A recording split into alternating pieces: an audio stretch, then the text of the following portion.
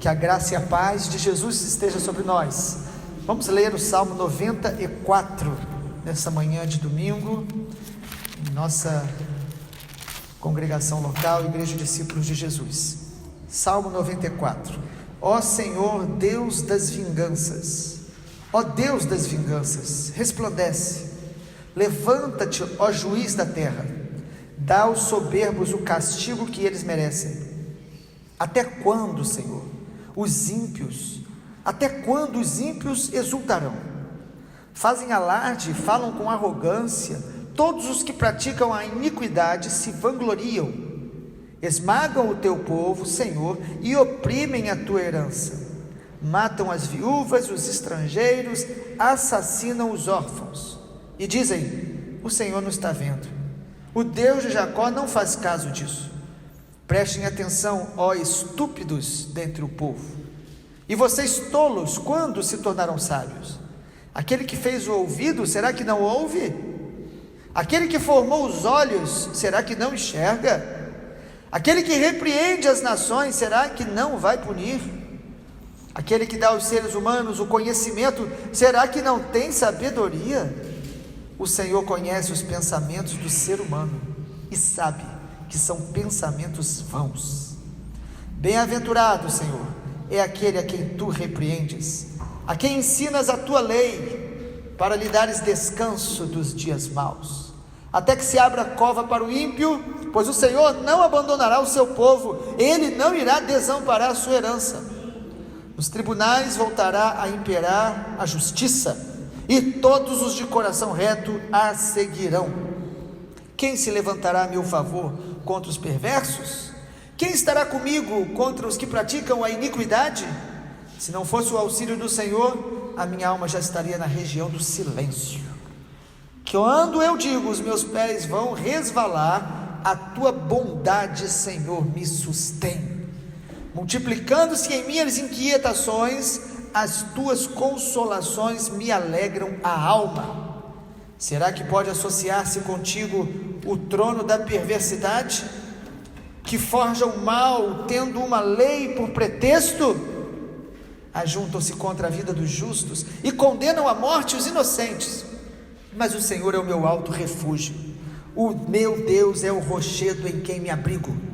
Sobre eles faz cair a sua iniquidade, e pela maldade deles próprios os destruirá. O Senhor nosso Deus os destruirá. Amém. A vingança do justo juiz.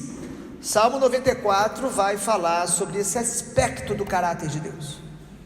A palavra vingança é uma palavra muito forte, e a Bíblia diz que nós, seres humanos, não devemos nos vingar uns dos outros, porque vamos ser guiados pela nossa ferida, vamos ser guiados pela justiça própria, vamos ser guiados pelo engano do nosso coração. A Bíblia diz que a vingança pertence ao Senhor. O Senhor é o único juiz justo em todos os termos, que conhece o coração do homem, as motivações, as intenções, os pensamentos. E o Salmo 94 diz que o Senhor sabe que os pensamentos dos homens são pensamentos vãos. Em seu caráter justo, então, Deus, quando fala de vingança, Ele não está falando de uma maldade ou de uma revolta contra o pecador, e por isso Ele quer acabar com o pecador. Mas quando a Bíblia fala que Deus se vinga, está falando das próprias consequências dos nossos pecados, que nós muitas vezes queremos negar. O texto nos mostra, amado, os ímpios, versículo 3, os ímpios exultando, falando de maneira arrogante. Os pecados que são descritos nesse salmo são muito comuns nós enxergarmos. Ele fala sobre arrogância, o orgulho, e ainda pessoas que falam palavras duras. O versículo 4 diz: eles fazem alarde, falam com arrogância, os que praticam a iniquidade se vangloriam.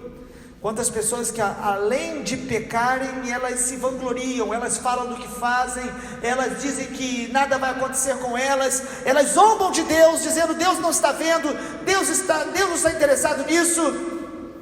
A Bíblia diz isso, e nós vemos isso todos os dias. E aí o texto bíblico é tremendo quando diz: será que aquele que fez os olhos não vê? O que fez os ouvidos não ouve? Será que aquele que dá conhecimento ao homem? Amado, o homem, nós nos assustamos todos os dias com a capacidade de desenvolver tecnologia, com a capacidade intelectual, a capacidade cognitiva. Se Deus criou o homem assim, Deus tem toda a sabedoria, toda a visão, toda a audição. Nós devemos temer o Senhor. Temer não no sentido de medo, mas reconhecer que Ele vê todas as coisas, que Ele ouve todas as coisas, que Ele está perto, não está longe. Versículo 9 diz isso: aquele que fez o ouvido, será que não ouve? Aquele que formou os olhos, será que não enxerga? Ele vê todas as coisas. A percepção do salmista no Salmo 94 é de um mundo que está pecando, falando arrogantemente, se vangloriando, inclusive distorcendo as leis. O versículo 5 e diante diz que eles esmagam o povo do Senhor. É uma outra característica daqueles que vivem na iniquidade. Eles começam a criticar os que buscam andar com Deus. Como é comum as pessoas hoje atacarem a igreja. E cuidado, amado, você que está me ouvindo, porque às vezes nós mesmos fazemos isso, destacando os defeitos, às vezes nos surpreendendo com a fraqueza de alguns, e começamos a falar mal do povo de Deus, da igreja de Jesus. O versículo de número 5 diz isso: eles esmagam o povo do Senhor, oprimem a sua herança. E versículo 6 fala de injustiça social: matam as viúvas e os estrangeiros, e assassinam órfãos. Ou seja, uma nação, um povo que perdeu a empatia, que perdeu o cuidado com o estrangeiro, com o refugiado, que perdeu a preocupação com as viúvas e órfãos. Ou seja, aqueles que por alguma calamidade, alguma situação, ficaram desamparados. Perdemos a capacidade de amar, de abrigar, de acolher, de se preocupar com quem tem menos. O texto está falando dessa iniquidade, dessa injustiça que reina muitas vezes sobre uma nação, sobre um povo, e às vezes sobre uma cidade. O que nós devemos fazer diante deste Deus que é justo e que vai se vingar de toda a terra? Porque Ele vai trazer consequências. Nós devemos fazer pelo menos duas coisas para a gente poder não estar debaixo da vingança do Senhor. Primeiro, nós devemos amar a correção que vem de Deus. Amém? Versículo 12 diz: bem-aventurado Senhor é aquele a quem tu repreendes, a quem ensinas a tua lei. Amado, nós só escapamos dos pecados que nós lutamos contra eles, e das consequências de permanecer em alguns pecados e níveis de iniquidade, quando nós aprendemos a amar a correção de Deus.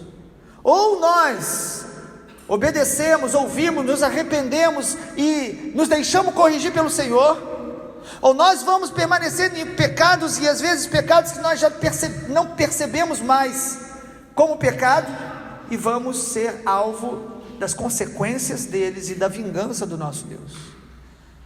Isaías 61 diz que o Senhor nos ungiu com óleo de alegria para anunciar libertação aos cativos, para anunciar que o ano aceitável do Senhor, para anunciar que o Messias, Jesus, Ele cura, Ele liberta, Ele salva. Mas Isaías também diz que é para anunciar o dia da vingança do nosso Deus.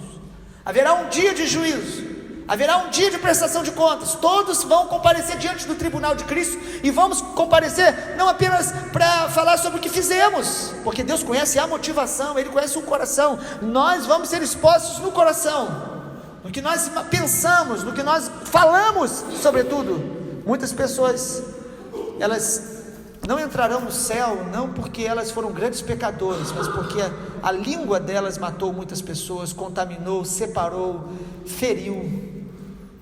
E muitas pessoas, porque o coração está cheio de amargura, não perdoam, não amam. O texto está dizendo: bem-aventurado, versículo 12, ou seja, feliz é aquele a quem o Senhor repreende. É melhor ser repreendido e curado por Deus e consertado pelo Senhor na terra, do que ter que sofrer a vingança do nosso Deus no dia da vinda dele.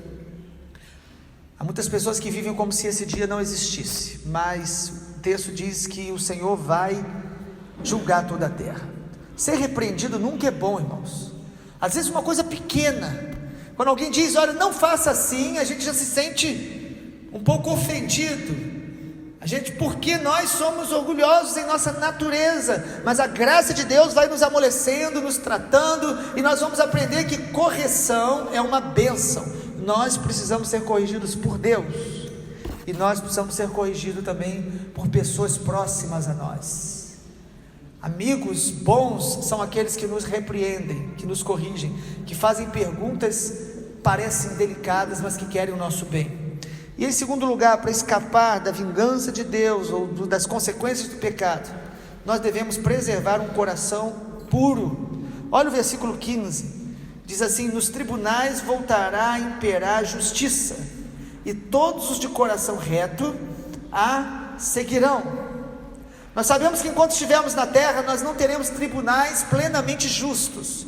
Nós oramos para a corrupção no Brasil ser confrontada, ser perseguida, nós não queremos tolerar nenhum nível de corrupção que vier à tona, mas nós sabemos que enquanto estivermos na terra, os tribunais serão limitados, imperfeitos, até os mais bem intencionados certamente erram, mas o texto diz, amado, que Deus vai fazer voltar a imperar a sua justiça, e os que são de coração reto a seguirão. Nós precisamos manter um coração puro, reto, íntegro, porque se eu me purificar, eu vou perceber a justiça de Deus, e eu vou segui-la, eu vou desejá-la, eu vou amá-la.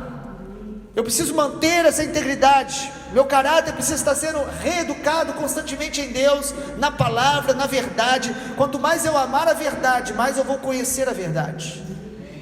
Quanto mais eu amar a verdade, eu vou conhecer a verdade e vou ser transformado pela verdade, eu vou ser liberto pela verdade.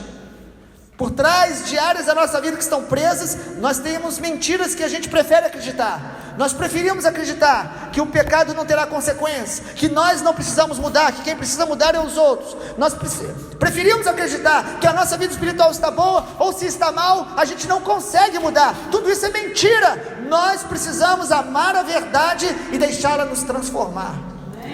Quanto mais amamos a verdade, mais reconheceremos a verdade e seguiremos a verdade. Quando a gente ama a vontade de Deus, Ele vai nos guiar e nos mostrar a sua vontade.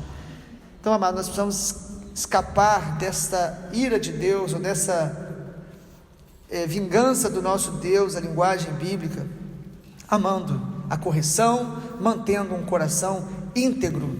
E em terceiro e último lugar, nós precisamos escapar dessa vingança do nosso Deus, o Salmo 94, reconhecendo a bondade de Deus. Olha que algo tremendo que está aí no texto bíblico, no versículo de número 17: se não fosse o auxílio do Senhor, a minha alma estaria já na região do silêncio. Quando eu digo, os meus pés vão resvalar, a tua bondade, Senhor, me sustém. Multiplicando-se as minhas inquietações, as tuas consolações me alegram a alma. O salmista está dizendo, amado, que ele está de pé, ele está vivo, ele se levantou e ele vence as inquietações por causa da bondade de Deus, da consolação de Deus. É mérito de Jesus, é a bondade de Jesus, não é mérito nosso, é a graça dele o tempo todo. Eu preciso reconhecer isso para eu permanecer de pé, eu preciso reconhecer isso para não me tornar arrogante até pelas minhas virtudes. Eu preciso reconhecer que é a bondade de Deus que me mantém de pé o tempo todo, senão, amado, de maneira muito sutil, eu vou abrigar pecados mais aceitáveis socialmente, e às vezes até no meio da igreja dos nossos amigos sobretudo, e nós vamos construir um caráter corrompido, revestido de aparência de piedade, de boas obras e de justiça própria. Essa é a grande marca do perfeccionista. O perfeccionista parece até que ele é alguém que busca a santidade, mas ele não busca a santidade. A santidade realça a graça de Deus, o perfeccionismo realça o orgulho humano. A santidade é motivada pela santidade de Deus, pela bondade de Deus. O perfeccionismo é motivado pela ferida da alma, que nós tentamos suprir com atitudes de legalismo, de regras, e nos tornamos orgulhosos pelas nossas conquistas e julgadores dos que não obedecem às regras como nós obedecemos.